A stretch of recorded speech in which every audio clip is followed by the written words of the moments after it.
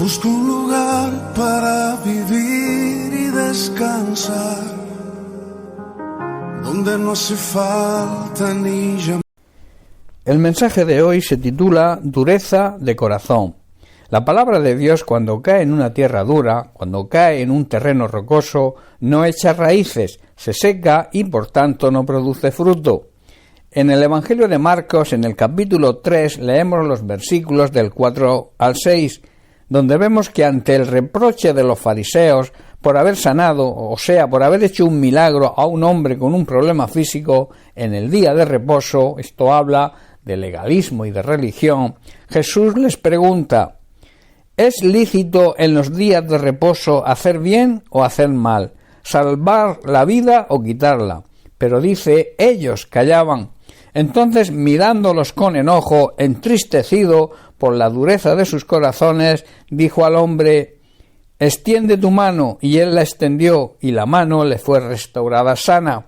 Y salidos los fariseos, tomaron consejo con los herodianos contra él para destruirlo.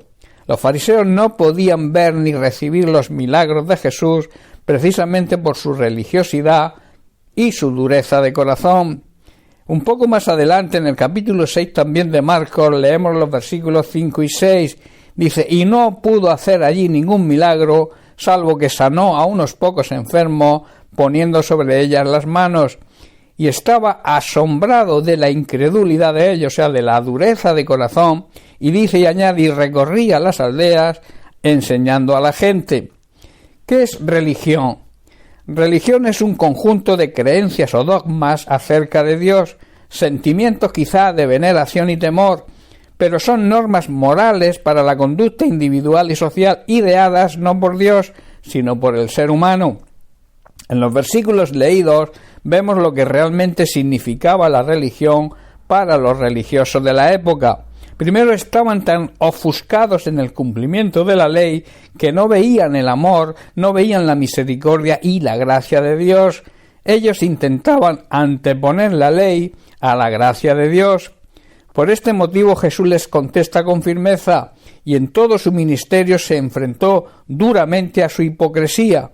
Estaban tan ciegos que incluso lo perseguían y querían destruirlo. Hoy en día ocurre lo mismo. Las personas religiosas siguen las normas y los preceptos de la religión que siguen, da igual la que sea, y no ven el amor, la misericordia y la gracia de Dios. También persiguen a todos aquellos que seguimos la verdad y seguimos a Cristo y no seguimos ninguna religión. La dureza de corazón que produce la religión, a la vez de producir el enojo al Señor, le pone triste. Ese enojo y esa tristeza nace al ver Jesús lo que ha hecho por la humanidad y cómo la humanidad lo niega, anteponiendo su propio plan, el plan del ser humano, la religión, al plan de Dios, que era Él mismo, o sea, Jesucristo. En segundo lugar, la religión niega y no reconoce a Jesucristo. Ven el milagro, pero no lo aceptan. Un velo cubre sus ojos. La religión es como un velo muy difícil que caiga. Las personas están tan arraigadas en ella que es imposible que Dios pueda hacer milagros. Por eso dice, y no pudo hacer allí ningún milagro, por la dureza del corazón de su propio pueblo. Hoy la religión produce el mismo efecto.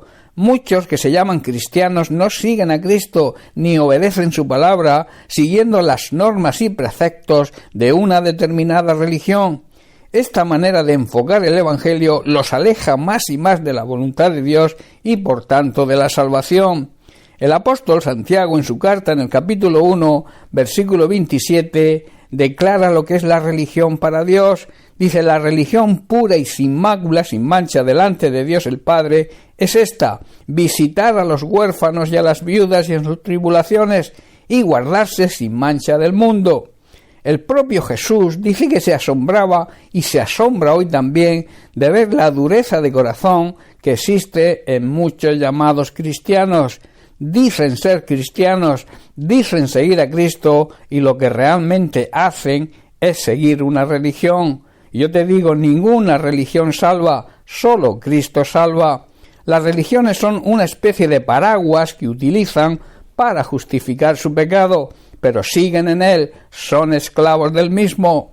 En Génesis capítulo 3, versículo 7, vemos la simbología en el Edén. Entonces dice, fueron abiertos los ojos de ambos, de Adán y Eva, y conocieron que estaban desnudos. Entonces se cosieron hojas de higuera, la simbología de la religión, su plan para ocultar su pecado. Dice, y se hicieron delantales. La religión es también una excusa para seguir pecando. Creen que por pertenecer a una determinada religión, Dios los va a perdonar y no va a permitir que nadie se condene.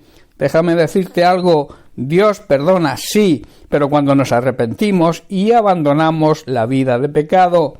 Salomón, en Proverbios capítulo 3, verso 7, declara, no seas sabio en tu propia opinión, teme, que significa honra, respeta y obedece a Dios, y apártate del mal. Y más adelante también, en el capítulo 28, versículo 13, Salomón dice, el que encubre, el que tapa sus pecados, no prosperará, o sea, nada le irá bien, mas el que los confiesa, los reconoce y se aparta, alcanzará la misericordia. Dios quiere hacer milagros en la vida de todos.